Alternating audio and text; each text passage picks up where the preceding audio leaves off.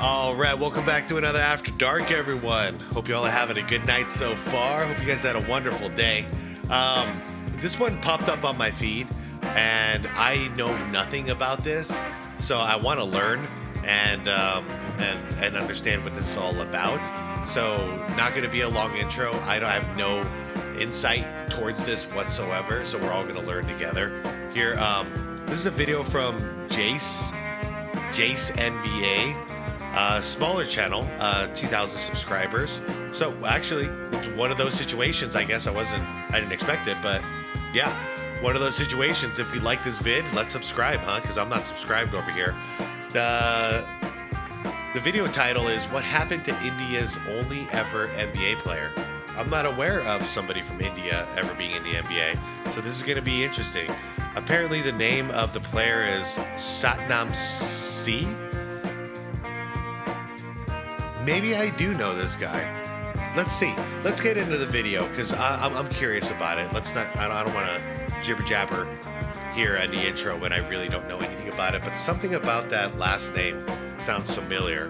But it might be a golfer or something like that. Anyways, let's see what it is. I'm linking the original video down below for you guys.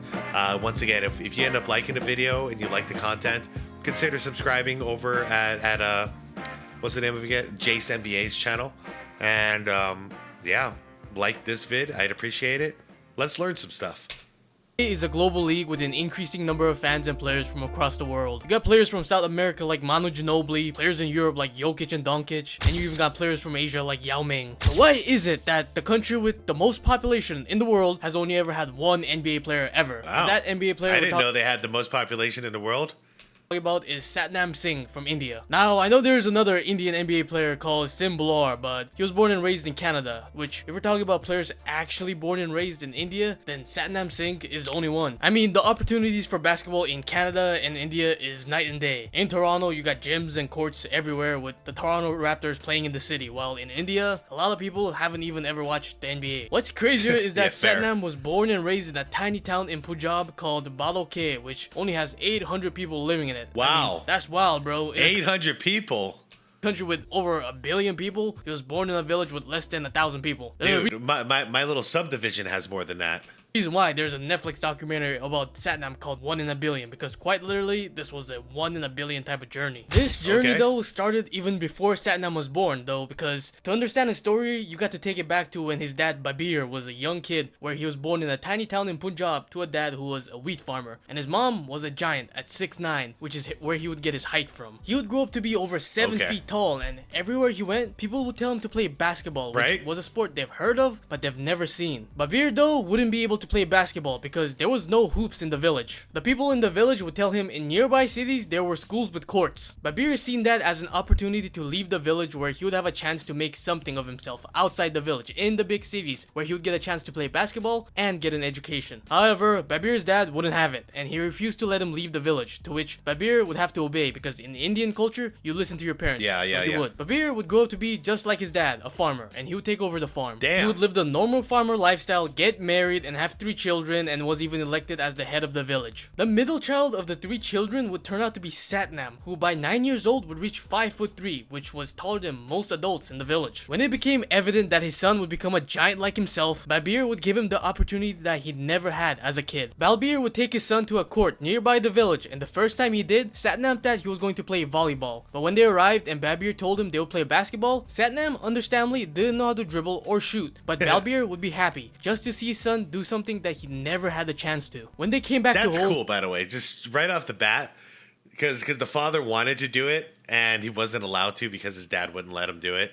Like, that's a cool turnaround. He's like, I'm going to treat my son better. Balbir would mount a hoop to a brick wall outside the house and hand Satnam a new rubber basketball. And that right there was the start of Satnam's journey to the NBA. In the next couple of months... Wow, imagine a bounce off of that backboard.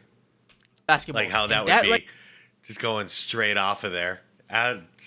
That'll teach you how to swish. That's for sure. Right there was the start of SxADk's journey to the NBA. In the next couple of months, SxADk would spend hours every day practicing as confused villagers just watched the boy play a sport they've never seen before. Right. He would also continue to grow, and he would grow to be as tall as his grandmother, and his hands would make the basketball look tiny, so the villagers would give him the nickname Shoutout, which is Punjabi for little one. SxADk would help with the farm, and his dad would support his son by paying for trips throughout the Punjab region so SxADk could play basketball against other players in the area and get coached by the few people who knew how to coach. After a year of dominating the youth leagues in Punjab, one day his father would take him aside and promise to his son that he would do everything in his power to make sure SxADk had the best chance to succeed in the sport. Balbir would ask his friends and neighbors for advice on how to support his son, and his friend Rajinder Singh would recommend a sports academy in Ludhiana, which was a city couple hours from the village. Rajinder would help them get in touch with the academy's administrators, and with that, SxADk would move to Ludhiana to train. In the next couple of years, SxADk would continue to train and improve at basketball, and grow to be even bigger at 6'11" and 230 pounds. Nice. And remember, he was only 13 years old at this time. Around 6'11", 230. He's lean.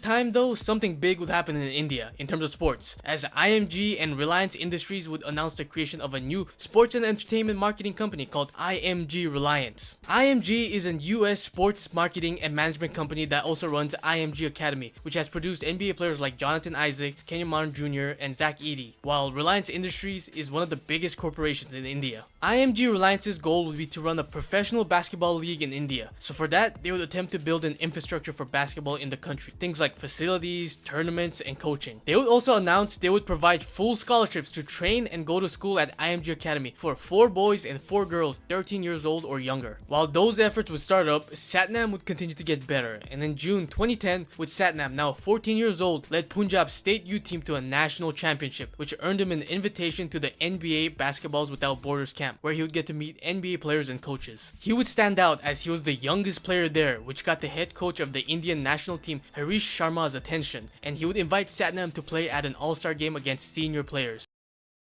2000. Okay, I definitely don't remember him then. Nope, because I was watching a ton of basketball during this period.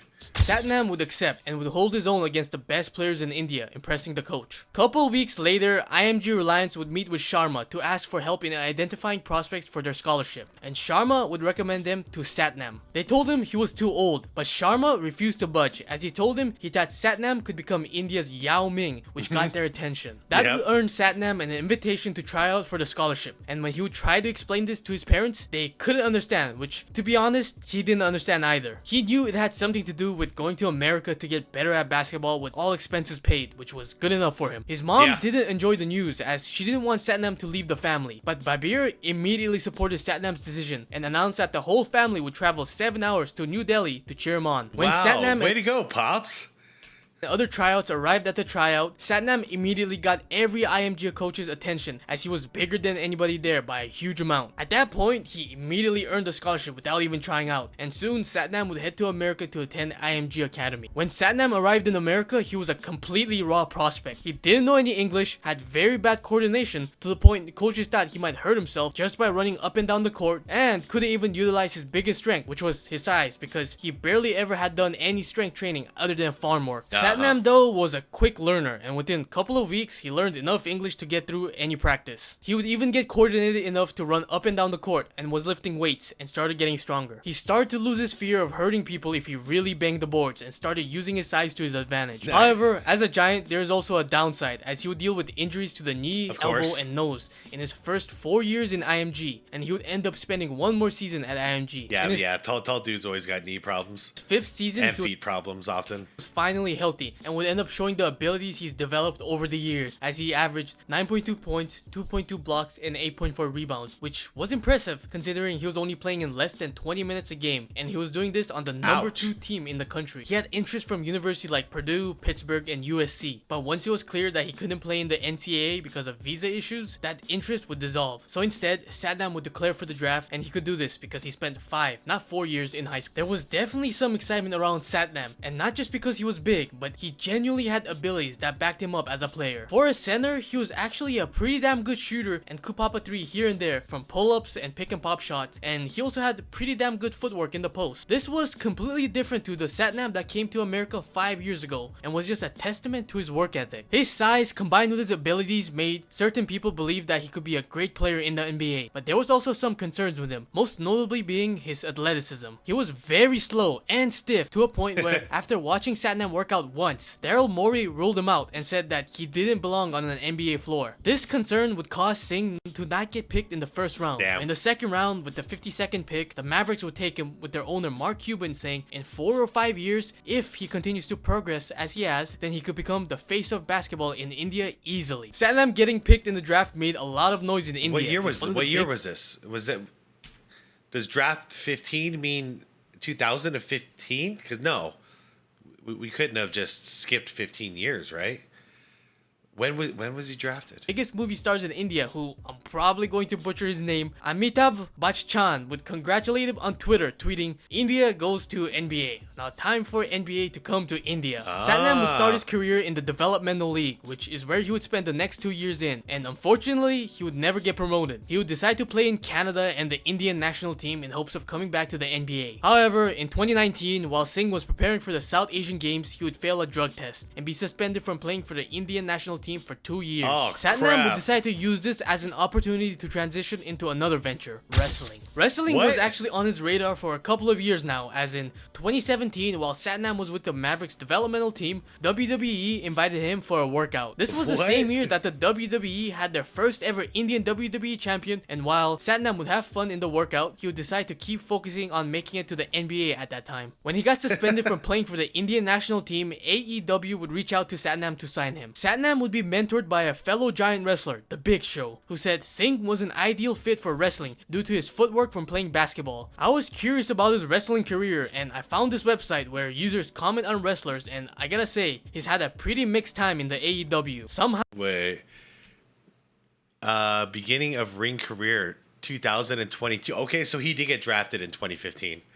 Okay, I don't know what that 2000 thing was earlier on. So 2015, Mark Cuban drafted him. Now he's a wrestler. Where users comment on wrestlers, and I gotta say, 7'2", 304 pounds. Okay. Had a pretty mixed time in the AEW. Somehow, one of his problems in wrestling is the same as the reason why he didn't work out in the NBA, and that's how slow he is. Which, I didn't even know that was a problem in wrestling as a giant. I mean, what do you expect? Some Rey Mysterio type of moves? I know, y'all remember Andre the Giant? He wasn't exactly like limber. He was a monster. He's a tall, giant monster.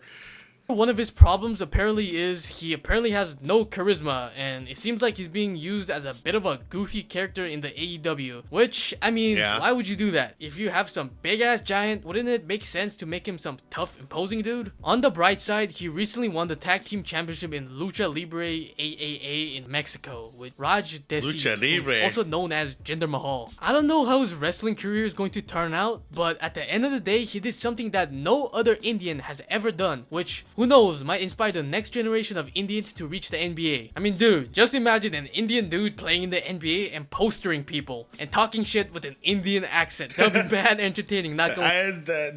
That's kind of what I was hoping for, but still a cool story. Okay, so I mean, the overall impact is yes, a player from India did break through. Did it last? No, but that's okay. You know, the connection is made, and as far as I'm concerned, as far as I know, that is, there's a huge sports uprising in India now, with a lot of money backing it. So I haven't looked into it with too much detail, but I've heard quite a few people talking about it, and apparently they're the next ones up.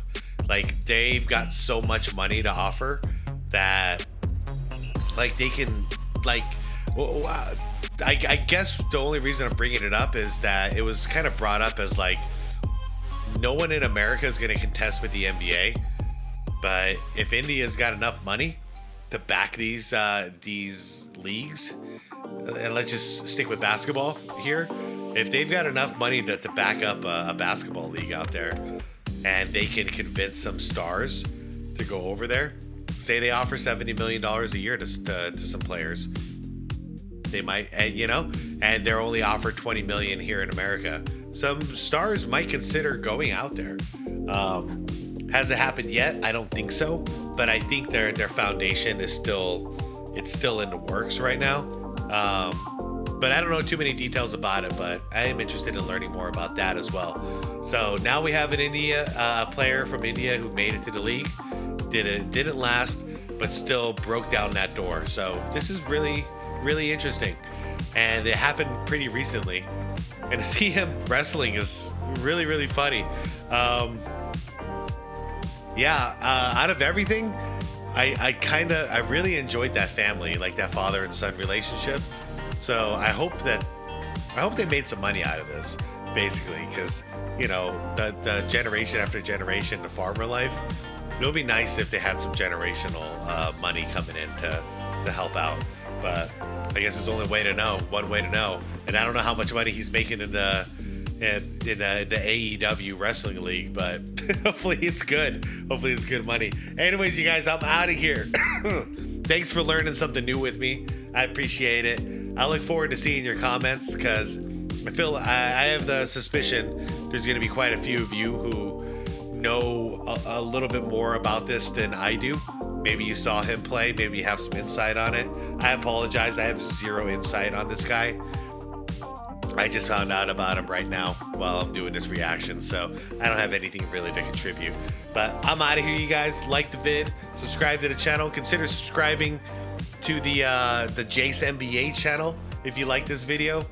And as always, thank you, members. I appreciate you all. And